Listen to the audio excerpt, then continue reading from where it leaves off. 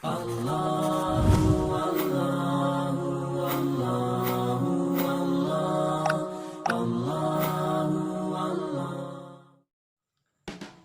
warahmatullahi wabarakatuh, teman-teman semua.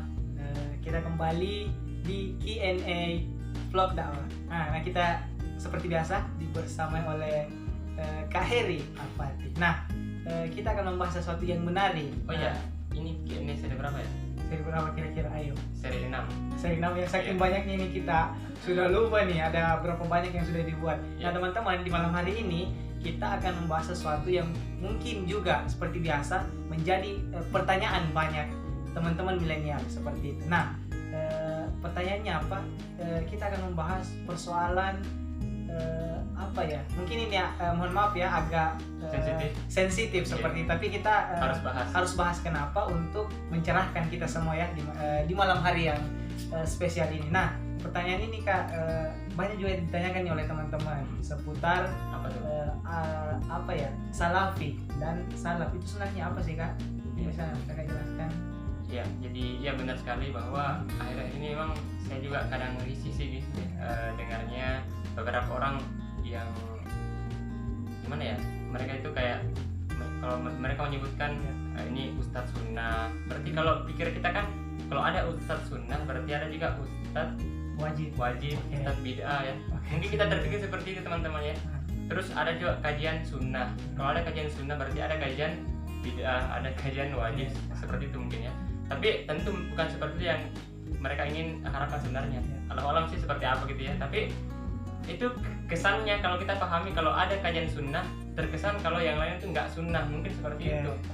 Nah, maka benar sekali pertanyaan sama dengan ada ikhwan sunnah berarti ada ikhwan yang nggak sunnah. Ya benar.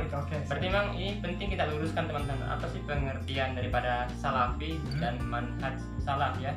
Nah, salafi sendiri itu salaf ya. Salaf sendiri itu secara bahasa artinya terdahulu atau generasi terdahulu. Termasuk nenek moyang kita terdahulu itu berarti salaf terdahulu gitu ya. Itu secara bahasa atau secara logawi. Secara istilah para ulama menyebutkan salafi itu adalah generasi salafus soleh, orang-orang soleh terdahulu. Para ulama menyebutkan 3 di antara generasi ini. Pertama generasi para sahabat, generasi yang bertemu dengan sahabat namanya tabi'in, ini juga disebut sebagai salaf. Kemudian atau generasi salafus soleh. Kemudian yang ketiga adalah tabi'ut tabi'in, orang yang bertemu dengan tabi'in. Nah, inilah 3 generasi ini disebut sebagai generasi salafus soleh. Pengikut generasi salafus soleh disebut sebagai salafi. Jadi siapa saja dari umat Islam yang sebenarnya bukan siapa saja, setiap umat Islam itu sebenarnya layaknya mereka itu adalah semua salafi. Benar. Sama dengan istilah Muhammadiyah. Muhammadiyah artinya pengikut Muhammad. Nah, kan begitu. Jadi kalau kita Muslim ngikut kepada para sahabat, kan pasti ya akhlak kita insya Allah ngikut kepada Rasul, para sahabat dan generasi salafus soleh. Berarti kita adalah secara otomatis adalah sebagai seorang salafi. Nggak perlu kita menisbatkan diri aku salafi gitu ya, nggak perlu seperti itu. Sementara yang lain nggak salafi. Ya, sementara yang nggak salafi, cukup kita membuktikan lewat akhlak, perbuatan kita, tutur kata itu sudah mencerminkan insya Allah kita sebagai seorang salafi seperti itu. Maksudnya sesuai ya dengan apa yang dilakukan oleh generasi terdahulu. Jadi kemudian istilah manhaj itu bisa berarti cara hidupnya orang itu, cara hidupnya, bagaimana pola pikirnya, akhlaknya dan seterusnya. Jadi makanya dalam hadis disebutkan ala minhajin nubuwah. Jadi mengikuti manhaj kenabian. Manhaj kenabian itu artinya bagaimana Rasulullah SAW mengurus kehidupan umat atau bagaimana pola hidupnya dan seterusnya. Nah, kalau kita mengatakan saya manhaj salaf berarti kita adalah mengikuti pola hidupnya generasi salafus soleh terdahulu. Nah, seperti itu. Nah, jadi teman-teman ini secara ringkasnya salaf itu adalah orang terdahulu. Kalau salafi orang yang mengikuti orang yang terdahulu, orang soleh terdahulu seperti itu. Tapi nggak semua orang yang terdahulu disebut sebagai salaf atau orang generasi salafus soleh. Misalnya kalau Fir'aun itu dia salaf kan gitu ya. Tapi dia bukan termasuk yang disebutkan sebagai orang yang kita ikuti gitu ya. Nah, jadi diperkerucut bahwa salafi itu orang yang mengikuti generasi salafus soleh, para sahabat, tabi'in, tabi'ut tabi'in. Nah, lalu pertanyaan bagaimana dengan kalau misalnya saat ini seandainya ada orang yang kemudian menamakan kelompoknya sebagai salafi atau orang yang ikut ngaji pada mereka disebut sebagai ikhwan sunnah gitu ya, atau misalnya ustadz sunnah. Jadi umumnya ya orang ada seperti itu gitu ya. Jadi sebenarnya mereka mungkin tujuan maksud awalnya ingin bagaimana agar di pengajian mereka itu atau ustadz mereka itu betul-betul mengikuti sunnah. Sunnah itu lebih kepada pengamalan gitu ya. Kalau hadis itu lebih umum sifatnya, perkataan, perbuatan, dan takrir apa yang dijalankan oleh Rasul itu hadis. Kemudian kalau sunnah itu berarti sesuatu yang sudah menjadi pengamalan, jadi perbuatan daripada Rasul SAW itu sunnah. Nah tapi nggak semua juga perbuatan itu sunnah ya. Misalnya Rasul menikah lebih dari 4 kali itu bukan sunnah, haram kita ikuti ya. Terus juga Rasul nggak berbuka ketika berpuasa, atau puasanya disambung sampai tengah malam, puasa wisol itu juga haram kita ikuti. Itu adalah khusus untuk Nabi SAW. Catat teman-teman. Nah tapi kita nggak akan bahas ini sekarang ya, nanti pembahasan lain insya Allah. Intinya jadi kurang lebih seperti itu. Artinya salafi itu ketika kemudian kita sesuai dengan apa yang dilakukan generasi terdahulu, menjalankan Islam secara sempurna. Nah berarti kita sudah salafi. Sudah salafi. Menerapkan Al-Quran dan Sunnah, artinya kita sudah salafi ya. Ringkasnya kita itu mengikuti Quran Sunnah, insya Allah otomatis kita sudah salafi seperti itu.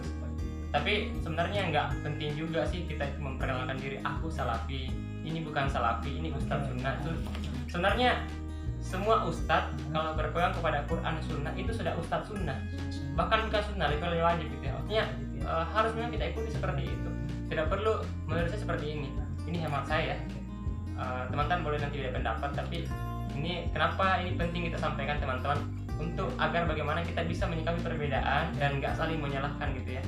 Jadi harusnya kan kalau kita ikut ngaji dulu para sahabat ya, ketika ikut mengkaji Islam berdakwah bersama Rasulullah, itu mereka mengislamkan orang yang non muslim gitu ya, orang kafir. Nah sekarang ada orang ikut ngaji menyesatkan orang Islam, mengeluarkan umat Islam daripada agama mereka, membid'ahkan, mengatakan syubhat. Sementara notabene sudah Islam. Iya benar gitu. Harusnya kan kita tuh kalau sudah ngaji, terlepas dimanapun kita tempat kajian kita, apapun nama kelompok kita, harusnya kita tuh makin santun gitu ya, makin lemah lembut kepada saudara kita yang lain, meskipun kita berbeda pendapat.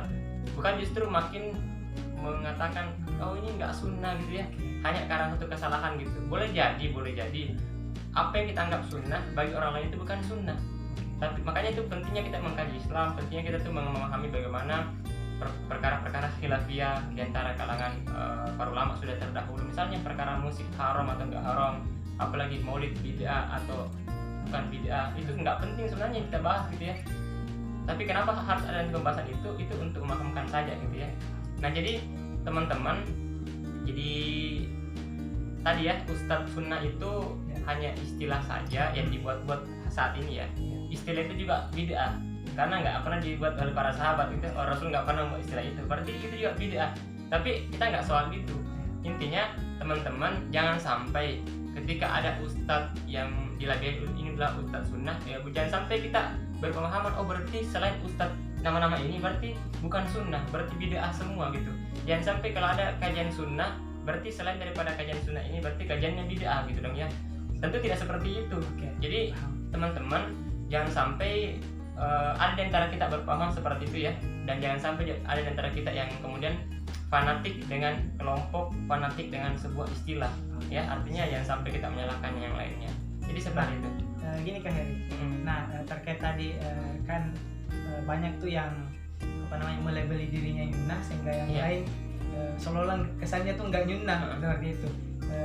Nah bagaimana sebenarnya sikap kita nih sebagai orang yang baru belajar untuk ilmu, bagaimana kemudian kita harus bersikap terkait perbedaan pendapat di kalangan para asatidz. Baik. Jadi sebenarnya teman-teman yang namanya khilafi atau perbedaan pendapat itu harus kita pahami bahwa pertama ada dalam Islam itu perkara-perkara yang dimana kita sebagai umat Islam itu boleh berbeda pendapat dalam perkara furu'iyah namanya, perkara-perkara cabang dalam Islam, seperti kunut itu hukumnya sunnah atau bid'ah ya, ataukah misalnya maulid, barzanji, atau tentang masalah menzaharkan baca basmalah dalam sholat yang bukan sholat sirri ya. Sebenarnya kan sholat semuanya bersuara, baik zuhur, asar itu juga bersuara, tapi sir ada juga yang dijaharkan. Nah dalam sholat subuh, isya, maghrib, apakah ini bismillahnya dizaharkan atau disirkan ya? Nah jadi kalau yang saya pahami itu pendapatnya, yang saya pahami itu adalah disirkan, meskipun sholatnya sholat yang bersuara ya, sholatnya jahriyah gitu ya. Jadi ini perkara khilafiyah, orang boleh berbeda pendapat, tapi semua ulama sepakat Bismillah itu bagian dari Al-Fatihah. Nah, tapi kalau kita sudah baca dalam sholat, Al-Fatihah itu basmalahnya apakah disirkan atau dizaharkan, dijaharkan. Nah, ini perkara yang di khilafiyah. Ya, bagaimana kita menyikapi yang seperti ini? Ya, supaya kita harus lapang dada. Yang mana pendapat kita ikuti, ya itu kita amalkan tanpa kita menyalahkan yang lainnya. Itu yang pertama. Kemudian yang kedua, yang namanya khilafiyah, berbeda pendapat, ini sudah terjadi pada masa para sahabat. Dulu para sahabat, satu waktu ada sebuah dalam riwayat disebutkan ketika Rasulullah itu menyampaikan kepada salah seorang sahabat yang hendak pergi bersafar, jangan sholat asar sebelum tiba di tempat. Nah, terus pas di perjalanan itu, dalam waktu perjalanan itu terdengar suara azan. Nah, sahabat itu berbeda pendapat di situ. Ada yang sholat saat itu juga, ada yang kemudian nggak sholat. Ya, yang sholat saat itu mengamalkan hadis Nabi SAW bahwa amal yang paling utama adalah sholat pada waktunya. Yang pertama, sholat sahabat yang nggak sholat saat itu juga itu mengamalkan juga hadis Nabi tadi. Kata Rasulullah kan jangan sholat sebelum sampai di tujuan. Nah, jadi sahabat saat itu para sahabat berbeda pendapat. Ada yang sholat, ada yang nggak sholat. Apakah mereka berkelahi? Enggak. Mereka masing-masing menjalankan apa yang mereka yakini. Akhirnya saat itu ada yang sholat, ada yang nggak sholat. Jadi yang sholat dibiarkan, yang nggak sholat juga memaklumi itu. Akhirnya keduanya itu kembali kepada Nabi, menyampaikan kepada Rasulullah SAW tentang hal tersebut, tentang apa yang mereka perdebatkan, apa yang mereka perselisihkan, yang mereka yang kemudian ingin tanya langsung kepada Nabi. Apa kata Rasulullah? Yang sholat di awal waktu tadi itu dia mengikuti sunnahku, dia mengikuti apa yang dalam hadis. Kemudian juga apa yang tadi yang sholat setelah sampai tujuan itu juga mengikuti sunnahku juga. Sebenarnya benar.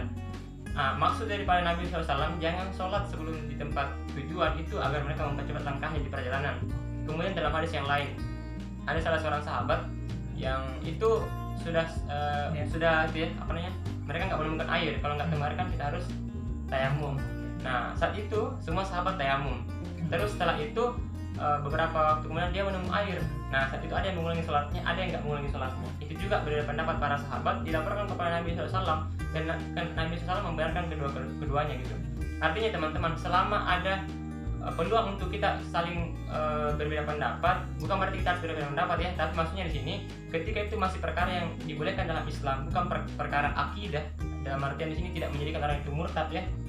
Apa yang menjadikan orang murtad? Sholat subuh 2 rakaat, ada yang mengatakan boleh 1 atau boleh 3, itu murtad gitu ya, karena mengubah ketetapan Allah. Dalam artian dia telah bukan murtad ya, tapi artinya gini, itu hukumnya haram di situ, haram berbeda pendapat dalam perkara itu ya.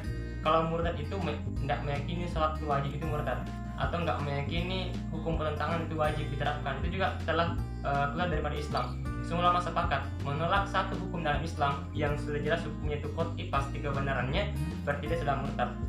Oke, clear di situ ya. Kemudian jadi teman-teman, para sahabat juga, kemudian ulama-ulama mazhab juga, generasi tabi'in. Misalnya kita terkenal yang paling terkenal dalam sebuah sirah itu adalah kisah tabi'in ya. Itu adalah kisahnya Imam Malik dan Imam Syafi'i. Imam Malik adalah guru dari Imam Syafi'i. Imam Syafi'i berguru sama Imam Malik. Satu waktu Imam Syafi'i itu dari dalam riwayat pergi ke kampung tempatnya mazhab Imam Malik. Nah, Imam Syafi'i itu berpemahaman kunut itu hukumnya sunnah. Imam Syafi'i senantiasa kunut. Imam Malik mengatakan bukan sunnah, bahkan mungkin dia bid'ahkan, dan Allahu a'lam saya pendapatnya seperti apa, tapi jelas dia bukan sunnah. Mazhabnya Imam Malik enggak kunut gitu kan ya. Nah, terus waktu itu Imam Syafi'i pergi sholat di tempat yang muridnya Imam Malik. Nah, Imam Syafi'i itu dikirain akan kunut oleh kemudian mazhabnya dari Imam Malik. Apa yang terjadi ketika Imam Syafi'i memimpin sholat, Imam Syafi'i nggak kunut? Kenapa nggak kunut? Dia menghargai karena di tempat itu ada makamnya gurunya, ada kuburan daripada Imam Malik, seperti itu. Nah, teman-teman sekalian, kalau ulama terdahulu mereka lebih paham daripada kita generasi khalaf ini, maka mereka nggak saling menyalahkan, nggak saling membidahkan gitu ya. Nah, makanya kita sekarang hanya kemudian pengikut ya, pengikut daripada 4 yang mazhab itu ya gitu kan ya. Masa kita saling menyalahkan gitu, sementara guru-guru kita nggak saling menyalahkan. Nah, maka teman-teman, kita boleh berbeda guru gitu ya, boleh berbeda tempat kajian, tapi perjuangan kita tetap satu ya, tegaknya hukum Allah di muka bumi. Bagaimana dakwah semakin tersebar gitu ya. Nah, jadi mungkin seperti itu mungkin. Artinya kita kemudian harus lapang dada dengan persoalan-persoalan yang kemudian telah ulama di situ bersepakat dan adanya perbedaan. Benar. Sementara kita yang baru belajar, bukan bagaimana kemudian kita menghukumi, tapi menyikapi. Ya, benar. Menyikapi kita terus belajar. Terkait itu hukum apa, mari kita pilih dari pendapat para ulama. Nah, beberapa lagi yang orang sering perdebatkan, misalnya isbal. Isbal itu celana menutupi mata kaki ya, atau kain sarung menutupi mata kaki. Jadi ada yang mengatakan itu hukumnya haram, ya. Ada yang mengatakan makruh, ada yang mengatakan mubah. Pendapat yang roji yang paling terkuat adalah hukumnya makruh. Jadi yang haram kalau disertai dengan kesombongan. Hadis tentang isbal ada banyak sekali. Kalau kita baca satu hadis tentang isbal itu, kita baca barang siapa yang memanjangkan kain sarung atau kain celana menutupi mata kaki tempatnya di neraka. Kalau kita baca satu hadis ini, kita akan menyalahkan semua orang yang kemudian isbal. Ternyata ada hadis yang lain yang memberikan namanya ilat. Ilat itu artinya sebab jadinya sebuah hukum.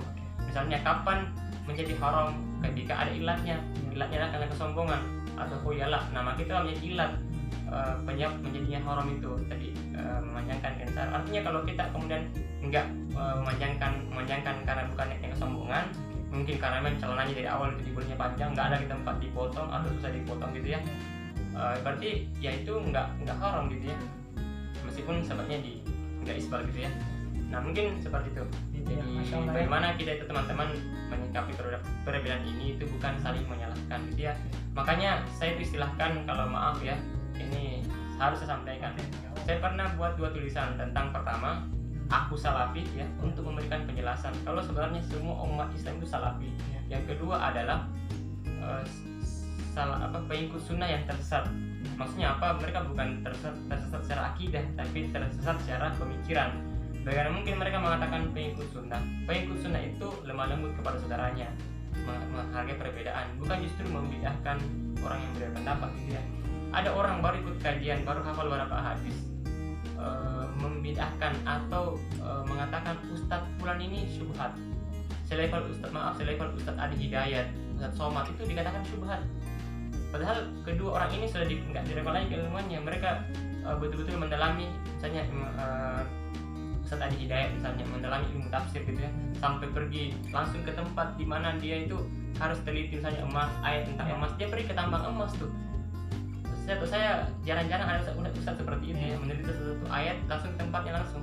Misalnya juga Ustadz Somad langsung pergi ke belajar ke tempat hadis gitu ya, mereka sampai beliau tuh doktor gitu ya, nggak lagi diragukan keilmuannya. Masa selevel kita ini bukan siapa-siapa langsung mengatakan beliau itu jangan ikuti atau ditahzirnya, ini bahasanya ditahzir itu memperingati, sekaligus memperingati orang agar dijauhi orang tersebut. Nah seperti itu. Nanti mungkin kapan-kapan ada sesi pembahasan tentang masalah tahzir ya. Tapi paling tidak teman-teman, saat ini kita jangan mudah menyalahkan orang ya, jangan merasa paling benar gitu ya. Jadi seperti itu ya.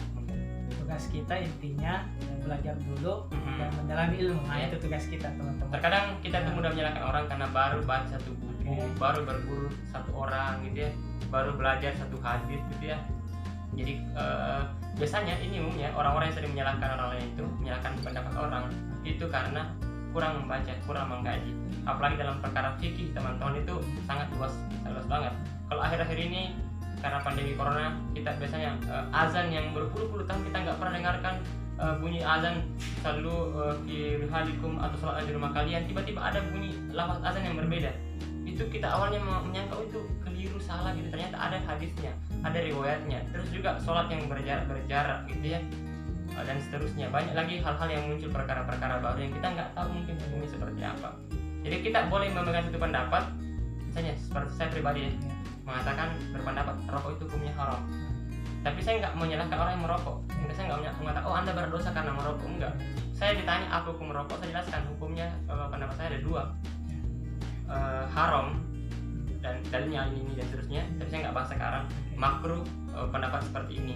Tapi saya berpegang pada pendapat yang haram, dalilnya jelas. Nah kalau ada berpendapat makruh ya silahkan, tapi tanggung sendiri nanti gitu ya. Jadi intinya seperti teman-teman. Penasaran. Jadi terkait rokok hukum bagaimana, nanti kita lanjut di bukan hukum rokok. Kalau hukum rokok itu kan kembali hukum benda ya. Oke. Ya, mungkin pembahasan terkait rokok ya. Misalnya kapan-kapan. Kita akan bahas di sesi selanjutnya. Jadi teman-teman, itu dari pembahasan hari ini adalah mari kita terus belajar dan menimba ilmu semaksimalnya. Teman-teman, ini sedikit saya pengen nambahkan ya. Allah Subhanahu wa Ta'ala dalam Al-Quran itu nggak pernah minta kita jadilah kamu salafi, jadilah kamu Muhammadiyah, jadilah kamu ini dan seterusnya. Tapi Allah menyebutkan dalam Al-Quran surah Fussilat surah ke-41 ayat ke-33 itu wa qala innani minal muslimin, dan orang-orang yang berkata aku termasuk orang yang muslim atau berserah diri. Jadi nggak penting juga sih kita dianggap sebagai salafi atau enggak. Kalau kita dicap sebagai orang yang kafir malah apakah itu menjadikan kita kafir? Kan tidak juga ya. Jadi tugas kita adalah bagaimana kita menunjukkan kepada orang lain, bukan untuk dikenal, tapi kita menunjukkan lewat perbuatan dan perkataan bahwa kita adalah seorang muslim yang sejati seperti itu. Jadi itu aja mungkin teman-teman dari saya. Alhamdulillah bisa. Menarik teman-temannya. Mungkin itu dulu untuk malam hari ini. Insyaallah ini akan berlanjut ke sesi berikutnya. Silakan nanti dikirimkan di kolom komentar kalau ada pertanyaan, silakan. Seperti itu ya. Teman-teman, kami ucapkan banyak terima kasih karena telah mengikuti sampai akhir pembahasan ini. Nah, kami ucapkan barakallahu fikum. Assalamualaikum warahmatullahi wabarakatuh. Dadah.